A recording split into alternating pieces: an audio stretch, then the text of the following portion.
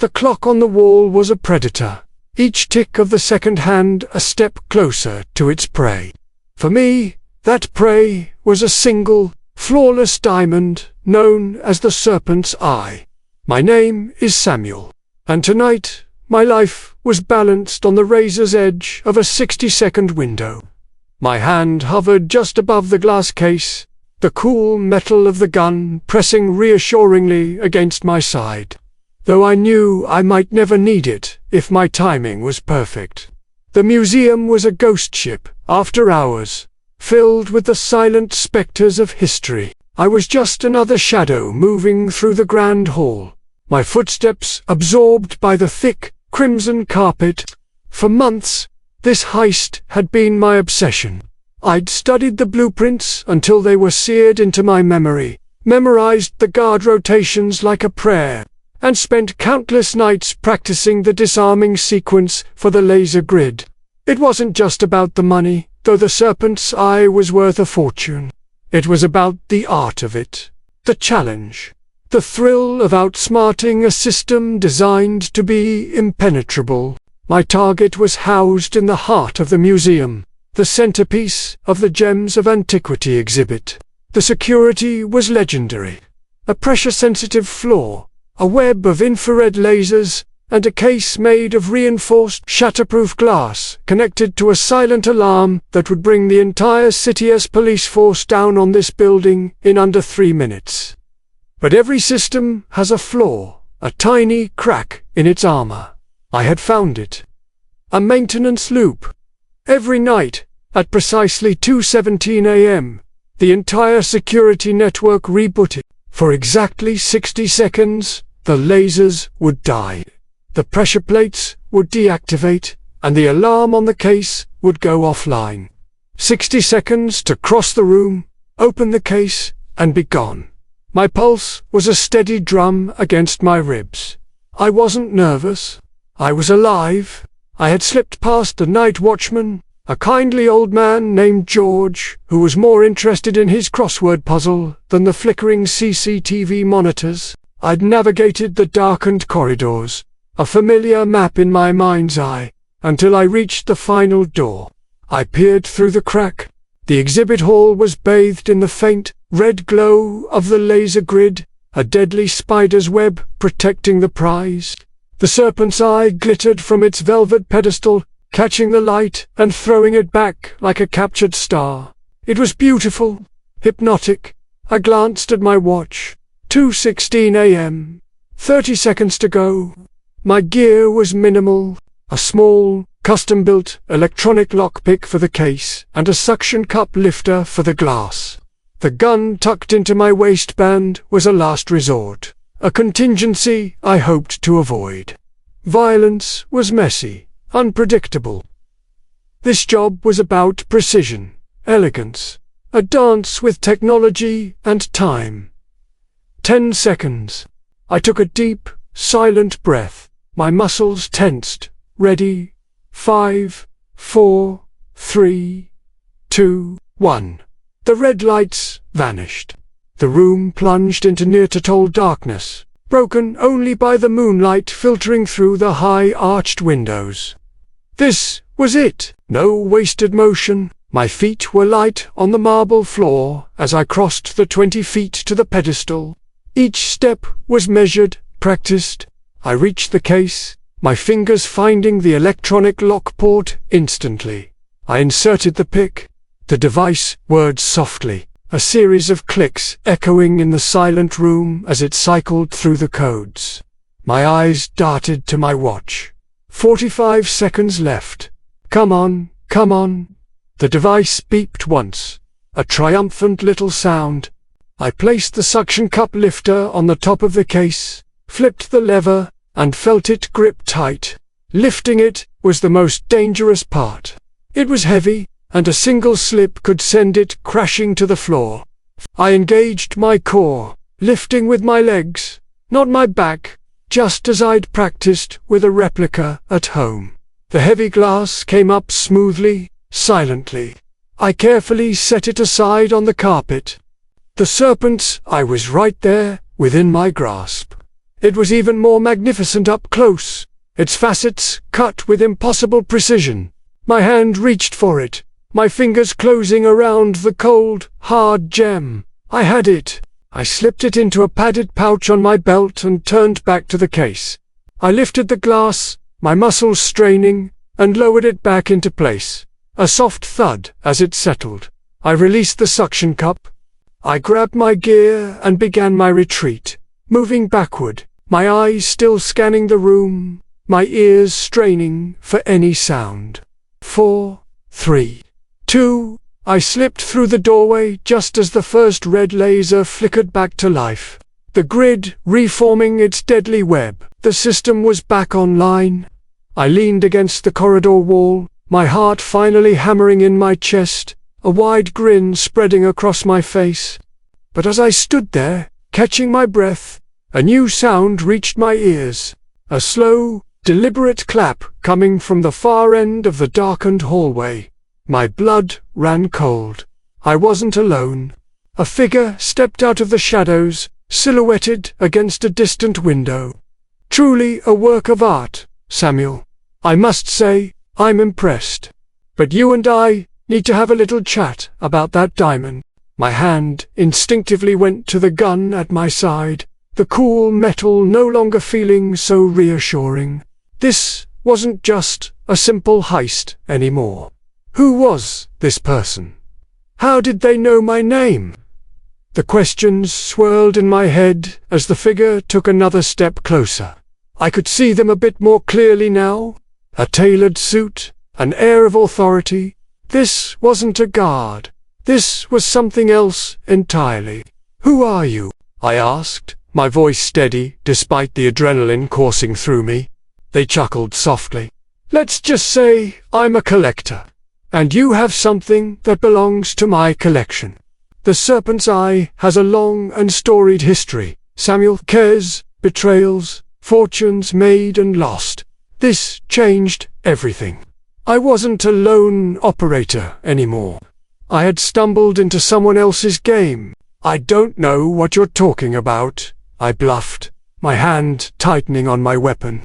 Oh, I think you do, the voice replied, taking another step. I wanted to see who was clever enough and bold enough to take the bait. And here you are, the best thief in the business. I had thought I was the mastermind, the artist. But I was just a tool. A puzzle piece. For what? A much bigger score. Samuel, the Serpent's Eye is merely the key. The lock it opens. Refuse. The figure gestured vaguely back toward the exhibit hall. And I'll trigger an alarm that makes the museum's system look like a toy. They'll find you with the diamond in your pocket.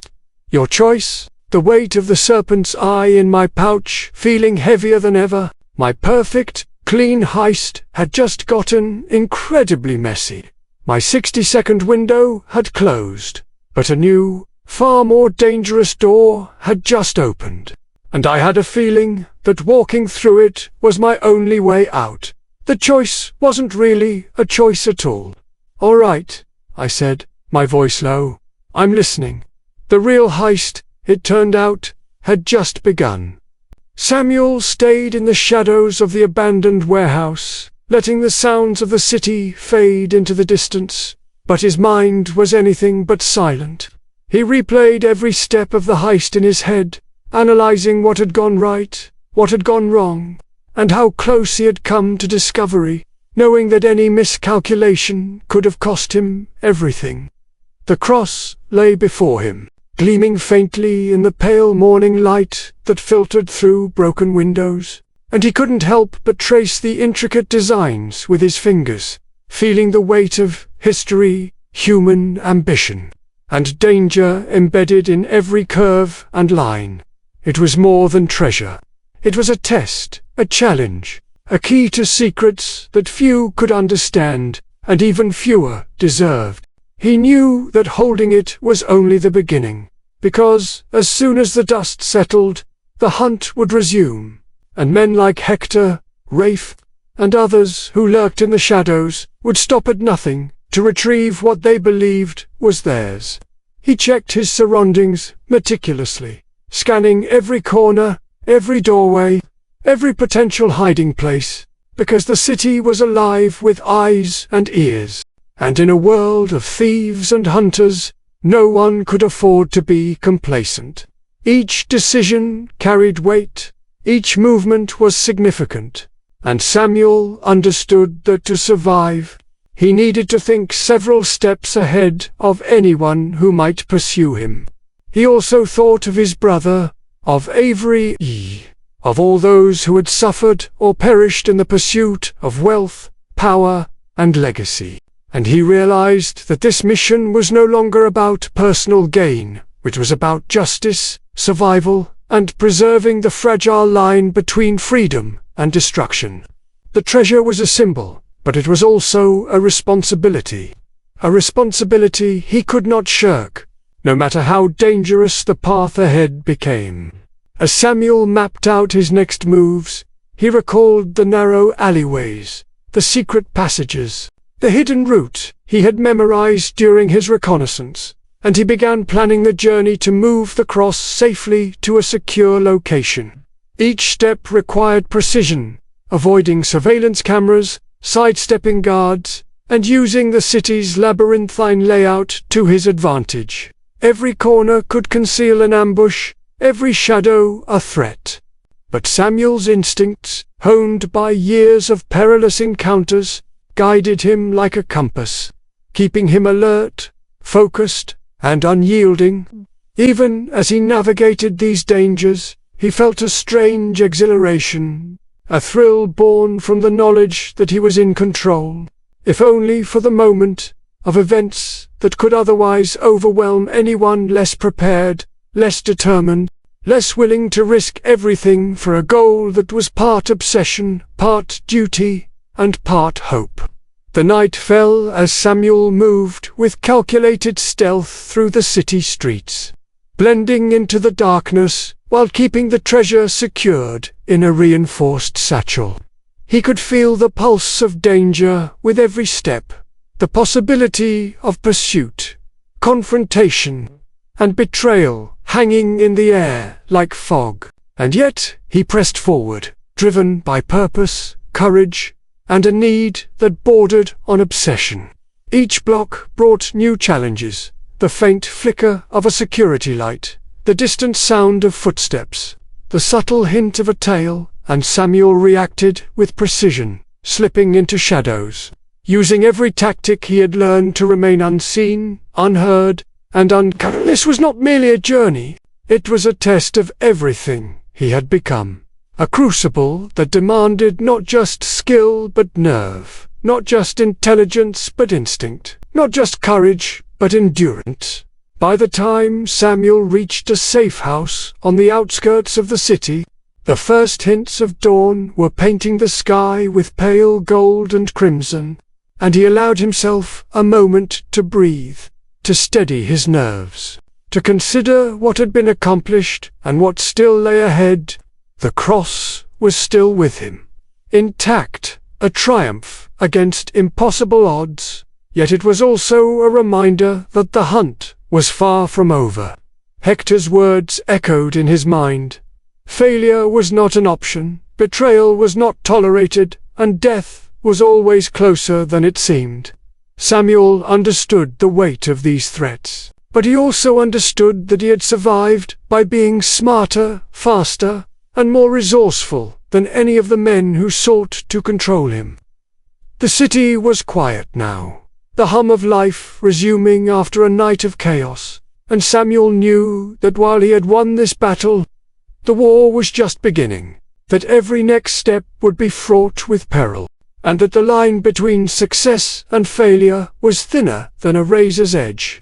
As he secured the cross and prepared for the next phase of his plan, Samuel allowed his thoughts to drift to the people he cared about, the brother he needed to protect, the friends who might still be caught in the crossfire, and the enemies who would stop at nothing to seize what he now held. Every decision would have consequences, every misstep a potential disaster.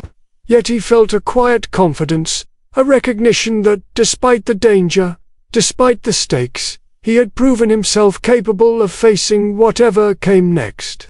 And so he began to chart the next leg of his journey, aware that the hours ahead would test him further than any obstacle yet, that the road to the treasure's final retrieval would demand all of his cunning, all of his courage, and all of the endurance he could muster.